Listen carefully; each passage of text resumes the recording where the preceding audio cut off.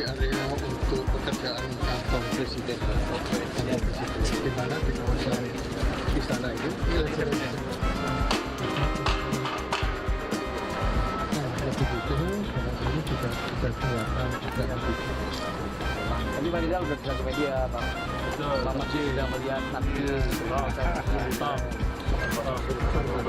Itu aja komentarnya, Pak Basuki itu sakti dan saya optimis di bawah Pak Basuki ini tahap-tahap pembangunannya akan berjalan sesuai dengan yang dijadwalkan. Oke, nanti aja. Nanti aja di sana.